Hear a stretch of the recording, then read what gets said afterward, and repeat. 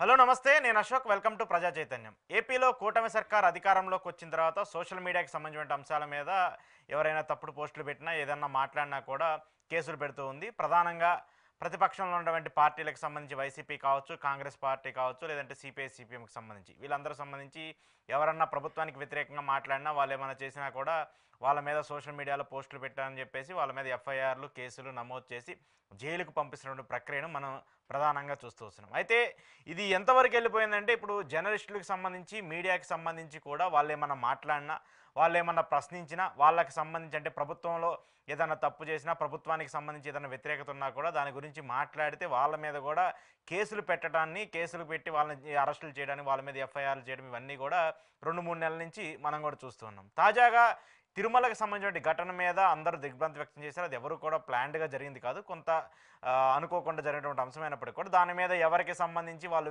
మాట్లాడుతూ వచ్చారు, ఎవరికి సంబంధించి వాళ్ళ విచారణకు సంబంధించి అక్కడ తెలుసుకున్నటువంటి ఇన్ఫర్మేషన్కి సంబంధించి క్లారిటీ ఇస్తూ వచ్చారు. దానికి సంబంధించి కూడా జర్నలిస్టులు అందరూ కూడా మాట్లాడుతూ వచ్చారు, దానికి సంబంధించి ఏం జరిగింది ఏంటి అనేది కూడా. అయితే ఈ ఘటనకు సంబంధించిన తర్వాత ఆ రోజు అంటే ఏదైతే వైకుంఠ ఏకాదశి ఉందో ఆ ఏకాదశికి సంబంధించి అక్కడ కొంతమంది ప్రముఖులందరూ కూడా స్వామివారిని దర్శించుకుంటూ వచ్చారు. స్వామివారిని దర్శించుకుంటూ ఉన్నటువంటి నేపథ్యంలో కూటమికి సంబంధించి సలహాదారుడుగా ఉన్నటువంటి వ్యక్తి అలాగే ఆధ్యాత్మికవేత్త చాగంటి కోటేశ్వరరావు గారు కూడా అక్కడికి చేరుకొని స్వామివారి దర్శనానికి తీసుకెళ్లారని చెప్పేసి కూడా జరుగుతూ వచ్చింది.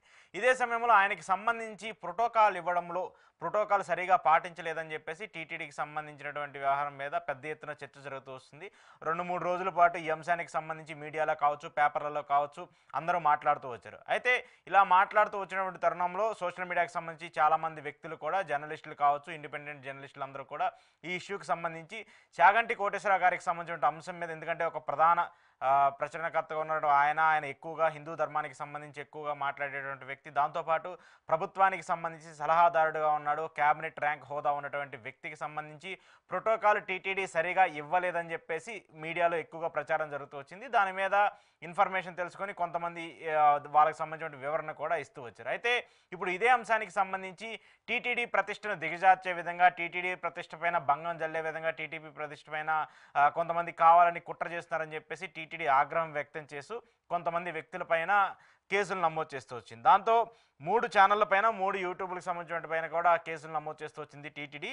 వాళ్ళు వచ్చేసి పోస్ట్ 360 ఒకటి, మరోవైపు డయల్ న్యూస్ ఒకటి, మరొకళ్ళు సీనియర్ జర్నలిస్ట్ అయినటువంటి వైఎన్ఆర్కి సంబంధించి కూడా చాలాసార్లు ప్రభుత్వానికి సంబంధించిన ఏ తప్పులున్నా లేదంటే ప్రజలకు సంబంధించిన అంశాల మీద ఆయన ఎక్కువగా మాట్లాడుతూ ఉంటారు. సోషల్ మీడియాలో కూడా ఆయన ఎక్కువ కనిపిస్తూ ఉంటారు. ఎందుకంటే ఆయన ఒక సీనియర్ జర్నలిస్ట్గా ఉండి 20-25 సంవత్సరాల పాటు మీడియాలో ప్రతినిధి చేసినటువంటి వ్యక్తిగా ఆయనకు ఉన్నటువంటి అనుభవంతోనూ ఆయనకు ఉన్నటువంటి ఏదో ప్రజలకు సంబంధించిన అంశాల మీద ఆయన ఎక్కువగా మాట్లాడుతున్నారు. అయితే చాగంటి గారికి సంబంధించిన ప్రోటోకాల్ సరిగా ఇవ్వలేదని చెప్పేసి ఏదైతే వైరల్ అవుతున్నటువంటి అంశం మీద ఆయన కూడా మాట్లాడుతూ వచ్చారు. ఆయన కూడా మాట్లాడి ఈ అంశానికి సంబంధించి టీటీడీ అలా చేయకుండా ఉంటే బాగుండేది, దాంతోపాటు ఒక ఏజ్డ్ పర్సన్గా ఉండి 60 ఏళ్ళకు పైబడినటువంటి వయసు ఉన్నటువంటి వ్యక్తి, దాంతోపాటు ఆయనకి ప్రోటోకాల్ ఇవ్వకుండా మాట్లాడని చెప్పేసి ఆయన వివరణ ఇస్తూ వచ్చారు. అయితే ఇప్పుడు టీటీడీ దీనికి సంబంధించి కేసు నమోదు చేస్తూ చెప్పింది ఏంటంటే అది ఎక్కడా కూడా అవాస్తవం, మేము ప్రోటోకాల్ ఇస్తూ వచ్చాము, కానీ ఆయనే ప్రోటోకాల్ వద్దు, నేను ఒక సామాన్య భక్తుడిలాగా వెళ్ళి స్వామివారిని దర్శించుకుంటానని చెప్పేసి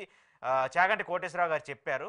అందుకోసమే మేము ఈ అంశానికి సంబంధించి ఆయనకి ప్రోటోకాల్ ఇవ్వలేదు, ఆయనే వద్దన్నారు కాబట్టి ప్రోటోకాల్ ఇవ్వటం లేదని చెప్పేసి టీటీడీ ఇప్పుడు ఏదైతే కేసు ఫైల్ చేసిందో దానికి సంబంధించి నమూనాకి సంబంధించి అందుకోసమని మేము నమోదు చేస్తాం, కానీ వాళ్ళు కావాలని చెప్పేసి మా మీద బుర్ర జల్లే విధంగా లేదంటే టీటీడీ ప్రతిష్టను దిగజార్చే విధంగా కూడా చేస్తూ వచ్చారని చెప్పేసి చెప్తున్నారు. అయితే దానికి ముందే చాగంటి కోటేశ్వరరావు గారికి సంబంధించి చాలా ప్రోగ్రామ్స్ డిజైన్ చేయబడి ఉన్నాయి.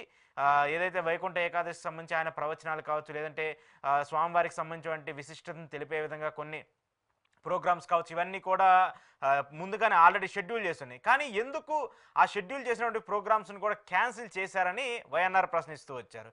ఎందుకు అలాంటి ప్రోటోకాల్ ఒకవేళ ఆయనకి ఇబ్బంది కలిగించి ఉంటే ఈ ప్రోగ్రామ్స్ అన్నీ ఎందుకు క్యాన్సిల్ చేయబడ్డాయి, ముందుగానే మీరే అన్నీ చెప్పారు కదా, కానీ ఎందుకు వీటిని క్యాన్సిల్ చేసి ఆయన వెళ్ళిపోయారు, ఒకవేళ ఏదైనా ఇబ్బంది జరిగిందనేది కూడా ఆయన మాట్లాడుతూ వచ్చారు. మరి ఆయన వీటన్నిటినీ గురించి మాట్లాడటమో లేదంటే వీటన్నిటినీ ప్రశ్నించడమో టీటీడీని ఇబ్బంది పెట్టిందో, మరి ఇవన్నీ మాట్లాడటం వల్ల టీటీడీ ప్రతిష్టను దిగజార్చిందో లేదో తెలియదు, కానీ ఆయన మీద కేసు పెట్టారు. ఆయనతో పాటు మరొక 2 యూట్యూబ్ ఛానల్ మీద కేసు పెట్టారు. ఎందుకు ఇలా జరుగుతుంది? జర్నలిస్టుల మీద ఇండిపెండెంట్‌గా ఎవరన్నా ప్రశ్నించినా టీటీడీకి సంబంధించి కావచ్చు, ప్రభుత్వానికి సంబంధించి కావచ్చు, ఎవరేం మాట్లాడినా ఎందుకు ఇలాంటి కేసులు పెడుతున్నారనేది కూడా అర్థం కాలేదు. మరి ఈ కేసుకు సంబంధించిన వ్యవహారం ఎంత పెద్ద దుమారం రేపుతుందో కూడా చూడవలసింది. అయితే ఈ అంశానికి సంబంధించి జర్నలిస్టుల పైన కూటమి సర్కార్ అవలంబిస్తున్నటువంటి తీరుకు సంబంధించి ఈరోజు ఇంటర్వ్యూలో మాట్లాడుతూ ఇంటర్వ్యూలో నాతో పాటు పార్టిసిపేట్ చేస్తున్నారు కాంగ్రెస్ నుంచి అంబటి రామకృష్ణ గారు. రామకృష్ణ గారు నమస్తే.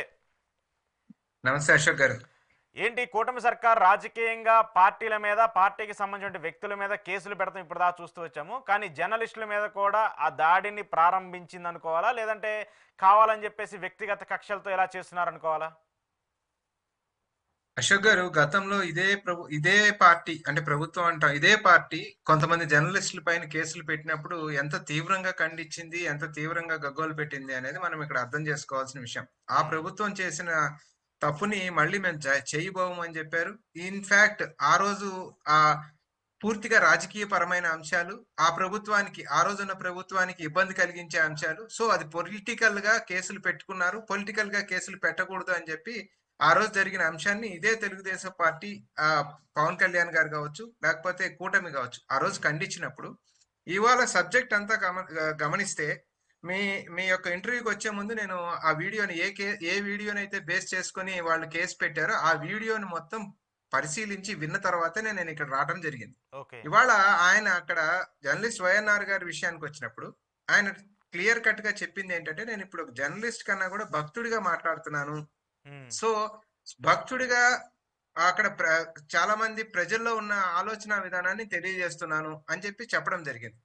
మోరోవర్ స్వామి వారి పైన ఆయనకున్న భక్తి విషయంలో కూడా నేను స్వయంగా గమనించింది ఏమిటంటే, వైకుంఠ ఏకాదశి రోజు దర్శనాలు చేసుకున్న వాళ్ళల్లో అత్యంత స్వామి వారి పైన అత్యంత భక్తి కలిగి ఆయన కూడా ఆ రోజు దర్శనం చేసుకుని వచ్చారు అని చెప్పడం జరిగింది. అది నాకు ఎలా తెలిసిందంటే, మర్నాడు నేను ఏదో ఇంటర్వ్యూ ఉండి స్టూడియోకి వచ్చినప్పుడు ఆయన నాకు ప్రసాదం ఇస్తూ, సార్ నేను ఇట్లా టీటీడీ తిరుమల తిరుపతికి వెళ్ళి దర్శనం చేసుకొచ్చాను, ఇదిగోండి స్వామివారి ప్రసాదం అని తను ప్రసాదం ఇస్తూ తన కాళ్ళ చెప్పులు తీసి నన్ను కూడా చెప్పులు తీయమని చెప్పి ఆయన నా చేతికి ప్రసాదం ఇవ్వడం జరిగింది. సో స్వామి గారి పైన ఉన్న స్వామివారి పైన ఉన్న భక్తి కావచ్చు, లేకపోతే తిరుమల పవిత్రత పైన ఆయనకున్న నమ్మకం కావచ్చు, ఈ విషయంతో మనకి అర్థమవుతా ఉంది. అంటే అక్కడ పెట్టిన కేసులు కానీ గమనిస్తే చాలా డిఫరెంట్ యాంగిల్లో ఒక కక్షపూరితంగా పెట్టినట్టు కనపడతా ఉంది. కానీ వీడియోలో కూడా ఆయన చెప్పింది ఏమంటే, అంత మంచి ప్రవచనకర్త, అంత గొప్ప వ్యక్తి, షెడ్యూల్డ్ ప్రోగ్రాము, ఆయనతో ప్రవచనం చేయించి ఉంటే బాగుండేది. ఎస్విబిసి ఛానల్ అనేది పెట్టింది కూడా ఇటువంటి కార్యక్రమాలు ప్రజల్లోకి తీసుకెళ్ళటానికి, నైతిక విలువలకు సంబంధించి ఒక క్యాబినెట్ ర్యాంక్ కలిగిన ఒక హోదా ఇచ్చిన తర్వాత ఆయన అక్కడికి వచ్చినప్పుడు దాన్ని మనం సద్వినియోగం చేసుకుని ఉంటే పోయేది అనేది ఒక మాట చెప్పారు.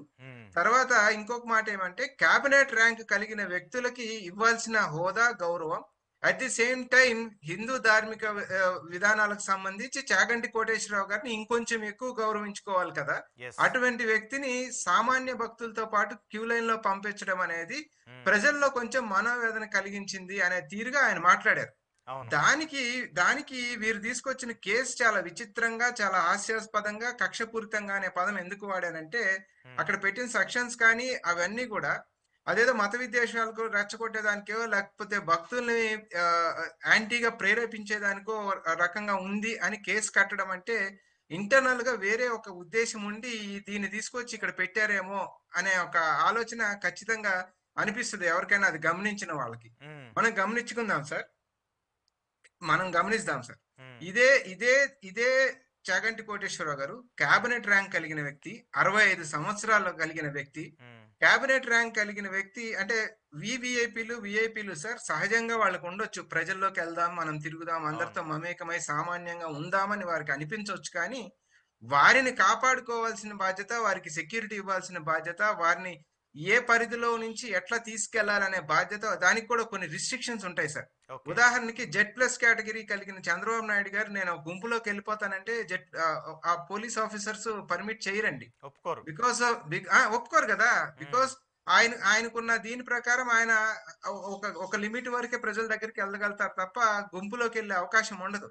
అట్లాగే ఇవాళ చాగంటి కోటేశ్వరరావు గారు హిందూ సమాజానికి సంబంధించి కోహినూర్ వజ్రం లాంటి వాళ్ళు అనుకుందాం. అవును. అటువంటి వాళ్ళని కాపాడుకోవాల్సిన బాధ్యత మనకుంది కదా! సో, హ్మ్. ఆయనకి అనిపించొచ్చు నేను సామాన్యంగా దేవుడి ముందు అందరిలా ఉందామని ఆయనకి అనిపించి ఉండవచ్చు కానీ, హ్మ్. ఆయనకిచ్చిన ప్రోటోకాల్ రీత్యా, ఆయనకిచ్చిన హోదా రీత్యా ఆయన్ని కాపాడవలసిన బాధ్యత, ఆయన్ని అంతే గౌరవంతో తీసుకెళ్ళవలసిన బాధ్యత, ఒకటి కాపాడవలసిన బాధ్యత, 2 గౌరవంతో తీసుకెళ్ళవలసిన బాధ్యత ప్రభుత్వాల పైన ఉంటాయి. హ్మ్. అది కూడా పాటించి ఉండవలసింది హ్మ్. అనేది నాకు అనిపించింది. ఓకే. మోరోవర్ మనం చూడండి, తిరుపతిలో స్టాంపేడ్ జరిగి అంటే ప్రతిసారి అది జరుగుతుందో, ప్రతిసారి అట్లా ఉంటదని నేను అనను కానీ, హ్మ్. జరగకూడదు ఖచ్చితంగా. స్టాంపేడ్ జరిగింది. తొక్కుకొని ఆరుగురు చనిపోయారు. హ్మ్. అనుకోని సంఘటనలు ఏదన్నా జరిగితే ఇటువంటి విలువైన వ్యక్తుల్ని కాపాడవలసిన బాధ్యత కూడా మన పైన ఉంటది గదా! So, definitely. అందుకని హ్మ్. హ్మ్. సామాన్య క్యూ లైన్‌లో అందుకని అలో చేయరండి. హ్మ్. సో, ఇవన్నీ దృష్టిలో పెట్టుకొని మాట్లాడినప్పుడు దట్టు భక్తుల యొక్క మనోభావాలుంటాయి గదా! ఇప్పుడు హ్మ్. వీవీఐపీస్ వచ్చినప్పుడు వాళ్ళు ఆ వీవీఐపీగా ఎళ్లి దర్శనం చేసుకొని వస్తేనే ఆహ్, వ దాని యొక్క ఇది నిలబడతదండి. ఇప్పుడు అవును. ఫర్ ఎగ్జాంపుల్ మనం అందరం గూడా ఎల్1, ఎల్2, ఎల్3 ఆ దర్శనం కోసం ఎందుకు కొట్లాడతామంటే, ఏదో ఒక ఇది ఉంటదనే దానికి కోసమే గదా అవును. అనుకునేది. అవును. సో, హ్మ్. అటువంటి ప్రోటోకాల్ ఉన్న వ్యక్తినే వీళ్ళు విడిచిపెట్టిన తర్వాత, ఒక భక్తుడిగా ఆ భక్తుల యొక్క మనోభావాల్ని తెలియజేసి, ప్రజలు ఇలా అనుకుంటా ఉన్నారు అనే దానికే ఇంత పెద్ద సెక్షన్ తీసుకొచ్చినప్పుడు, హ్మ్. ఆరుగురు చనిపోతే, ఆ మిస్‌మేనేజ్‌మెంట్ ఏమో క్షమాపణలతో సరిపోతాయంట. కేసులు కట్టరంట. హ్మ్. హ్మ్. ఇక్కడ బాగా అర్థం చేసుకోండి. అవును. ఆరుగురు తొక్కుకొని చనిపోతే జరిగిన మిస్‌మేనేజ్‌మెంట్‌కి ఎవరిపైన కేస్ కట్టరు. క్షమాపణ చెప్తే అయిపోయింది. హ్మ్. అటువ అటువంటిది అటువంటిది ఈ ఇంత పెద్ద వ్యక్తి తిరుమలకొచ్చినప్పుడు ఆయన్ని ఏ రీతిన మనం గౌరవించుకొని ఉండాల్సింది, ఏ రీతిన మత ప్రచారానికి, ఆ హిందూ మత ప్రచారానికి మనం వాడుకొని ఉండవలసింది అని హ్మ్. ఒక సూచన ఏదైతే భక్తుల్లో ఉందో దాని సూచనగా తెలియజేసినప్పుడు, హ్మ్. దానిపైన కేసు కట్టడం అంటే దీన్ని తిరుమల యొక్క పవిత్రతను దిగజార్చే ఉద్దేశంగా అనేది కూడా ఆపాదించే ఒక ఇది చేసినప్పుడు, హ్మ్. లడ్డూలో ఇంత మటుకు ఏమీ తెలీదు. తెలిసిన ఏం తర్వాత అది మాట్లాడిన ఏమైందో కూడా తెలీదు ఇప్పటివరకు ఆ కేసు. ఏ ఏ ఏమైందో తెలీదు. ఏం హ్మ్. జరిగిందో కల్తీ జరిగిందో లేదో ఏమీ తెలీదు. హ్మ్. అటువంటిది ముఖ్యమంత్రి స్థాయి వ్యక్తి వచ్చి గగ్గోలు పెట్టి, ఉప ముఖ్యమంత్రి స్థాయి వచ్చి అయోధ్యకు కూడా 1,00,000 లడ్డూలెళ్ళిపోయినాయి అని మాట్లాడేసిన తర్వాత, అది పవిత్రతను దిగజార్చే కార్యక్రమమా? పవిత్రతను దెబ్బకొట్టే కార్యక్రమమా? లేకపోతే ఈ వీడియో మొత్తం పూర్తిగా గమనించి విన్నవాళ్ళు ఎవరైనా సరే చెప్పమంటే స్ చిన్న పిల్లోడి కన్నా అర్థమవుతుంది గదా! ఆ! యాగంటి కోటేశ్వరరావు గారి యొక్క సేవలు ఇంకా అక్కడ విరివిగా వాడుకుని ఉంటే బాగుండేది అనేది దాని యొక్క సారాంశం. హ్మ్. ఆయన్ని అత్యంత జాగ్రత్తగా తీసుకొచ్చుంటే బావుంటది అని దాని సారాంశం. యెస్. దానిపైన కేస్ కట్టడం అనేది డెఫినిట్‌గా ఓహ్! వేరే ఉద్దేశ్యం ఏదో ఉంది అనే అభిప్రాయం ఖచ్చితంగా ప్రజల్లో ఏర్పడే అవకాశం అయితే ఉంది గదా! Ashok garu. So, exactly sir. నాదొక పాయింటు. డెఫినెట్ గతంలో కూడా పుష్కరాలకు సంబంధించిన అంశంలో చంద్రబాబు నాయుడు గారు నేను సామాన్య భక్తుడిలాగా వెళ్లి నదిలో స్నానం చేస్తానంటే అప్పుడు ఎంత పెద్ద తొక్కిసలాట జరిగిందో మనం చూసాం. ఎంతమంది చనిపోయారని చూసాము. చాగంటి కోటేశ్వరరావు గారు అక్కడికి వెళ్ళినప్పుడు అంటే తిరుమలకి వెళ్ళినప్పుడు ఆ ముందు కొన్ని గంటల క్రితమే అక్కడ జరిగినటువంటి స్టాంపేడ్‌లో ఎంతమంది చనిపోయారో మనం చూసాము. ఇన్ని ఇన్సిడెంట్లు వాళ్ళ కళ్ళ ముందు జరుగుతున్నా కూడా ఒక ప్రోటోకాల్ ఉన్నటువంటి వ్యక్తి నేను ఎక్కడో సామాన్య భక్తుడిలాగా వెళ్ళి దర్శనం చేసుకుంటానంటే ఎలా కుదురుతుంది? ఇప్పుడు ఏదో ఒక వీఐపీ ప్రధాని మోదీ వచ్చి ఇప్పుడు కుంభమేళాలో నేను సామాన్యుడిలాగా వెళ్ళి అక్కడ స్నానం చేస్తానంటే కుదరదు కదా! ఎందుకంటే వాళ్ళ సెక్యూరిటీ ఇంపార్టెంట్. దట్టు పాటు వాళ్ళతో పాటు వచ్చేటువంటి ప్రజల సెక్యూరిటీ ఇంపార్టెంట్. ఒక పెద్ద వ్యక్తి వస్తున్నప్పుడు, ఒక ఫెమిలియర్ కలిగినటువంటి వ్యక్తి వస్తున్నప్పుడు సామాన్యుల భక్తులు కంపల్సరీ వాళ్ళకి ఇంట్రెస్ట్ చూపిస్తారు. ఆయన్ని కలవడానికో, ఆయనకి షేక్ హ్యాండ్ ఇవ్వడానికో, లేదంటే ఆయనతో ఒక ఫోటో దిగడానికో, ఆయన ఆశీస్సులు తీసుకోవడానికో ఉంటారు. అలాంటి వ్యక్తిని మరి ఎలాంటి ఇంటెన్షన్ లేకుండా టీటీడీ ఎలా క్యూ లైన్‌లో పంపిస్తది? ఎలాంటి ఎల్1 దర్శనం అవన్నీ ఉన్నా కూడా ఎందుకు టీటీడీ ఈ నిర్ణయం తీసుకోలేదు? అదే సార్. అంటే డెఫినిట్‌గా ఒక వీవీఐపీ వచ్చిన తర్వాత ఒక ఉత్సుకత ఉంటది. ఆయన్ని నేను కలవాలనో, మీరన్నట్టు ఇప్పుడు బ్లెస్సింగ్ తీసుకోవాలనో, ఆయన దగ్గర ఒక మంచి మాట వినాలనో, లేకపోతే ఒక షేక్ హ్యాండ్ ఇవ్వాలనో, ఏదో ఒకటి ఆయన దృష్టిలో పడాలి అనే ఒక ఉత్సుకత కనపడతది. హ్మ్. ఆ ఉత్సుకత ఆహ్, క్రమశిక్షణ తప్పిందనుకోండి, జరగబోయే పరిణామం ఏంటి అనేది గెస్ చేసి ఉండాలి కదా! హ్మ్. సో, ఆహ్, మోరోవర్ ఆ వీడియోలో ఏమన్నారు? అధికారుల దృష్టికి వెళ్ళిందో లేదో, అధికారుల దృష్టికి అధికారులకు తెలుసో తెలీదో, ప్రభుత్వానికి తెలుసో తెలీదో, ఇది ఎందుకు జరిగిందో తెలీదు. అని అన్నారే తప్ప, పలానా వాళ్ళపైన తప్పు చేశారని గాని, పలానా వాళ్ళ వల్ల జరిగిందని గాని, ఎక్కడా గూడా మనకు ఆయన మాట్లాడిన దాంట్లో కనపడలేదు. హ్మ్. వైఎన్ఆర్ గారు మాట్లాడిన దాంట్లో. హ్మ్. మోరోవర్ నిజంగా టీటీడీ యొక్క ప్రాశస్త్యాన్ని లేకపోతే దాని యొక్క పవిత్రతని, దాని యొక్క ప్రాముఖ్యతని నిలబెట్టాలనుకున్నప్పుడు, హ్మ్. దాన్ని అయిపోయిన దాన్ని అంతటితో వదిలేసుంటే పోయేది. ఇవాళ మళ్ళీ తీసుకొచ్చి దాన్ని ప్రజల్లో చర్చలో నిలబెట్టారంటే, హ్మ్. ఆ అంశం ఆ రోజు ఎంతమందికి తెలిసిందో తెలీదు గానీ, దీన్ని మళ్ళీ విస్తృతపరచడమే కదా! చాగంటి కోటేశ్వరరావు గారెళ్తే వీఐపీ దర్శనానికి తీసుకెళ్ళలేదంట అని హ్మ్. తెలియని మరికొద్ది మందికి తెలియజేసి వారి హృదయాలు గాయపరిచే విషయమే కదా ఇది. హ్మ్. సో, సో ఈ ఈ ఈ మీరేదైతే కక్షపూరితంగా అంటామా? లేకపోతే మీకు ఆ వ్యక్తి పైన ఇష్టం లేదంటామా? లేకపోతే వే ఆఫ్ జర్నలిజం జర్నలిస్ట్‌గా, నీతిగా, నిజాయితీగా ఏదైతే ప్రభుత్వాన్ని ప్రశ్నించే తీరు అంటామా? Sir hmm. End of the day any journalist should question the government sir. ఏ రోజు ఏ ప్రభుత్వం ఉంటే ఆ డెఫినైట్‌లీ. ఆ! ప్రభుత్వంలో హ్మ్. జరుగుతున్న తప్పుల్ని ఎత్తి చూపాలి తప్ప, హ్మ్. ఆ తప్పుల్ని ఎత్తి చూపుతున్నందుకు మీరు వేరే రకంగా వచ్చారా అనే ఈ పలు రకాల ప్రశ్నలు ఇవాళ ఆంధ్ర రాష్ట్ర ప్రజల్లో ఉత్పన్నమయ్యేదానికి వీరు కారకులయ్యారు. హ్మ్. చాగంటి కోటేశ్వరరావు గారి విషయంలో గూడా ఇవాళ మళ్ళీ ప్రజల్లో చర్చ తీసుకొచ్చేదానికి కూడా ఇది కారణమైనప్పుడు, మళ్ళీ మరొకసారి టీటీడీ ప్రజల నోట్లో చర్చ కార్యక్రమం అవ్వదా? సో, హ్మ్. ఎందుకని తప్పు మీద తప్పు, తప్పు మీద తప్పు చేసుకుంటా పోతుంది ఈ కూటమి ప్రభుత్వం అనేది గూడా రానున్న రోజుల్లో ప్రజలకు సమాధానం ఖచ్చితంగా చెప్పాల్సిన పరిస్థితి అయితే వాళ్ళకి వాళ్ళు క్రియేట్ చేసుకుంటున్నారు అని అనిపిస్తుంది అశోక్ గారు. కానీ ఎందుకు సార్ ఇప్పుడు సరే ఈ ఇన్సిడెంట్ మీద మాట్లాడినందుకు కేసులు పెడతామా, ప్రశ్నించినందుకు కేసులు పెడతామా అని చెప్పేసి టీటీడీ గారు నిర్ణయం తీసుకుంది. గతంలో ఇప్పుడు నేను చైర్మన్‌గా ఉన్నటువంటి బీఆర్ నాయుడు గారికి సంబంధించిన టీవీ ఛానల్‌లోనే ఇదే టీటీడీకి సంబంధించి ఎంత పెద్ద ఎత్తున మాట్లాడుతూ వచ్చారో, ఇదే టీటీడీకి సంబంధించి అప్పుడు టీటీడీ చైర్మన్‌లుగా ఉన్నటువంటి వ్యక్తుల మీద వాళ్ళు అన్యమతస్థులు, వాళ్ళ పిల్లల పెళ్ళిళ్ళు ఇలా చేశారు, వాళ్ళ కుటుంబాలకు సంబంధించి ఇలా ఉన్నాయని చెప్పేసి ఇదే టీటీడీ చైర్మన్ ఆయన మాట్లాడుతూ వచ్చారు. ఇంకా ఆయనకు ముడుగేసి జగన్మోహన్ రెడ్డి అధికారంలో ఉన్నాడు కాబట్టి జగన్మోహన్ రెడ్డికి సంబంధించిన వ్యక్తులు టీటీడీ చైర్మన్లు అయ్యారు కాబట్టి నేను 5 ఏళ్ల పాటు తిరుమలని బహిష్కరించారని చెప్పేసి ఆయన తిరుమల ప్రతిష్టను అప్పుడు దిగజార్చి మాట్లాడలేదా? ఇప్పుడు దాని మీద కంప్లైంట్లు, కేసులు పెట్టడానికి కుదరదా? అదే కదా సార్ ఇప్పుడు అది అది ఇప్పుడు చూడండి చర్చ ఒక పాయింట్ తర్వాత ఇంకొక పాయింట్, ఒక పాయింట్ తర్వాత ఇంకొక పాయింట్ చర్చించుకుంటా పోతా ఉంటే, హ్మ్. ఇవాళ టీటీడీ యొక్క ఉన్నతిని వీళ్ళు నిలబెడుతున్నారా? టీటీడీ యొక్క ఉన్నతిని తగ్గించే కార్యక్రమమా? అనేది మనకు అర్థం కాని విషయం. హ్మ్. ఇదే విషయం రాజశేఖర రెడ్డి గారు యాక్చువల్‌గా 2 కొండలుగా ఉన్న పరిధిని 7 కొండలుగా ఆ పరిధిని విస్తరించి ఆయన జీవో ఇస్తే, హ్మ్. ఆయన పైన కూడా ముఖ్యమంత్రిగా ఉన్నారాయన. అవును. ఆయన పైన కూడా ఆ రోజు లేనిపోని ప్రచారం చేసిన తర్వాత ఎవరిపైన కేసులు కట్టలేదే. కాదు హ్మ్. స్వామి ఇది ఇట్లా కాదు, ఇట్లా జరిగిందని చెప్పాము తప్ప కేసులు కట్టలా. హ్మ్. సో, సో, ఇంటర్నల్‌గా వీరి ఆలోచన వేరుగా ఉంది.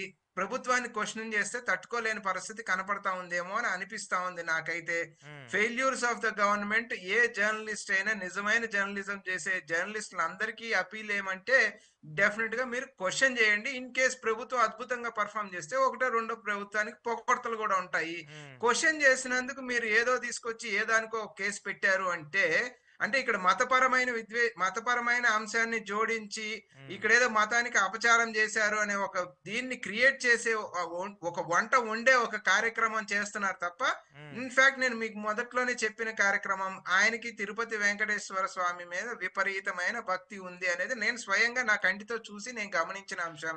హ్మ్. కాబట్టి లేనిపోని అంశాలు ఇటువంటివి పక్కన పెట్టి పాలనపై దృష్టి పెట్టండి. మీ హ్మ్. సూపర్ సిక్స్‌లు ప్రజలకు అందించండి.